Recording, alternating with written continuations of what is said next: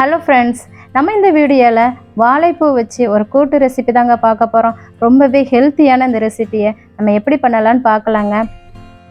இந்த பூ க்ளீன் பண்ணதுக்கு தான் கொஞ்சம் லேட் ஆகுங்க. மற்றபடி நம்ம குக்கரில் பண்ணுறதுனால குயிக்காக இந்த ரெசிபியை செஞ்சு முடிச்சிடலாம். இந்த பூ எப்படி க்ளீன் பண்ணணும் அப்படின்னா பாருங்கள், மேலே ஒரு நரம்பு மாதிரி இருக்கு இல்லையா, அந்த நரம்பை எடுத்துடணும். தடியாக இருக்கிற அந்த பகுதியவும் எடுத்துடணும். இது வேகாது, அதனால் நம்ம அதையுமே எடுத்துக்கணும்.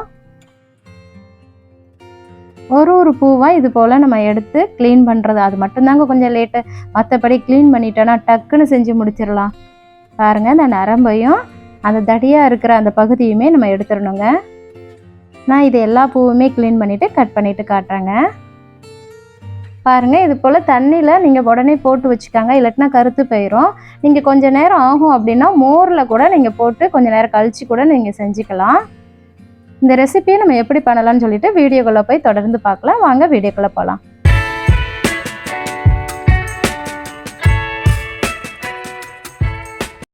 நான் இன்றைக்கி இந்த ரெசிபியை குக்கரில் தாங்க பண்ணுறேன். ரொம்ப டக்குன்னு செஞ்சு முடிச்சிடலாங்க. நம்ம க்ளீன் பண்ணி வச்சுருக்கிற அந்த வாழைப்பூவை சேர்த்துக்கலாம். பாருங்கள், இந்த சின்ன டம்ளரில் நான் 3/4 டம்ளர் அளவுக்கு பாசிப்பருப்பு எடுத்திருக்கேன். இது கிட்டத்தட்ட 50 கிராமுக்கு கொஞ்சம் மேலே இருக்குங்க. பாருங்கள், இதை வந்துட்டு நான் ஊற வைக்கலாம், அலசிட்டு அப்படியே உடனே தான் நான் சேர்த்துக்கிறேன். கூடவே கொஞ்சமாக சின்ன சீரகம் சேர்த்துக்காங்க. பெரிய வெங்காயம் 1 கட் பண்ணி வச்சுருக்கிறேன், அதையும் சேர்த்துக்கலாம். ஒரு தக்காளி கட் பண்ணி வச்சுருக்கிறேன், அதையும் நம்ம சேர்த்துக்கலாங்க. 2 பச்சை மிளகாய் உங்கள் காரத்துக்கு ஏற்ற மாதிரி சேர்த்துக்காங்க. 1 ஸ்பூன் சாம்பார் மசால், 1 ஸ்பூன் போட்டால் போதுங்க, நிறைய சேர்க்காதீங்க. கூடவே கொஞ்சமாக மஞ்சத்தூள், பெருங்காயத்தூள் 1/4 ஸ்பூன் சேர்த்துக்காங்க. கருவேப்பிலை கொஞ்சமாக சேர்த்துக்காங்க. இந்த ரெசிபிக்கு தேவையான உப்பும் சேர்த்துட்டு மிக்ஸ் பண்ணி விட்டுக்காங்க. நம்ம குக்கரில் பண்ணுறதுனால தண்ணி அளவு ரொம்ப முக்கியமான ஒன்றுங்க. தண்ணி நம்ம எந்த அளவுக்கு ஊற்றுறோமோ அந்த அளவுக்கு தான் நமக்கு கிடைக்கும். பாருங்கள், நான் இந்த இதை நல்லா கிளறி விட்டுட்டு இப்போ நான் தண்ணி சேர்த்துக்கிறேன்.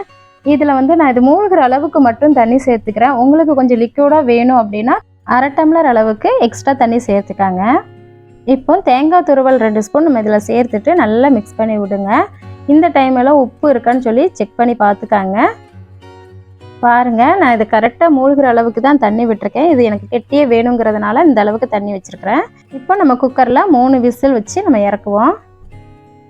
பாருங்கள், விசில் அடங்கிருச்சு. ஓப்பன் பண்ணி பார்க்கலாம். சூப்பராக வந்திருக்குங்க.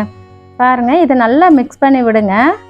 அந்த பருப்பும் வாழைப்பூவும் ஒன்றோட ஒன்று கலந்து வரணுங்க.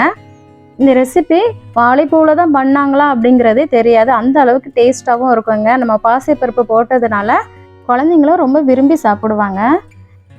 இதில் நிறைய சத்துக்கள் இருக்கிறதுனால பெண்கள் அடிக்கடி இதை நம்ம சேர்த்துக்கணுங்க.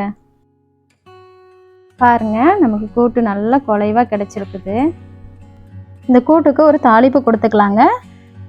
ஸ்டவ் ஆன் பண்ணி ஒரு கடாயை வச்சுக்காங்க. நான் இன்றைக்கி தேங்காய் எண்ணெயில் தாங்க தாளிக்க போகிறேன். உங்களுக்கு தேங்காய் எண்ணெய் பிடிக்கும் அப்படின்னா தாளிச்சிக்காங்க, இல்லைன்னா நீங்கள் நார்மல் ஆயிலில் கூட தாளிச்சிக்கலாம். எண்ணெய் ஹீட் ஆனதும் கொஞ்சமாக கடுகு உளுத்தம்பருப்பு சேர்த்துட்டு அது பொரிஞ்சதும் கருவேப்பிலை கொஞ்சமாக சேர்த்துட்டு ஸ்டவ் ஆஃப் பண்ணிக்கலாம். தாளிப்பு கொடுத்துட்டு நல்லா மிக்ஸ் பண்ணி விட்டுக்கலாங்க. சாப்பாட்டில் இது மட்டுமே தனியாக வச்சு நம்ம பிசைஞ்சு சாப்பிட்டுக்கலாம். அவ்வளோ ஒரு ருசியாக இருக்குங்க. அவ்வளோதாங்க, சூப்பரான ஹெல்த்தியான ரெசிபி நமக்கு ரெடி ஆயிடுச்சு.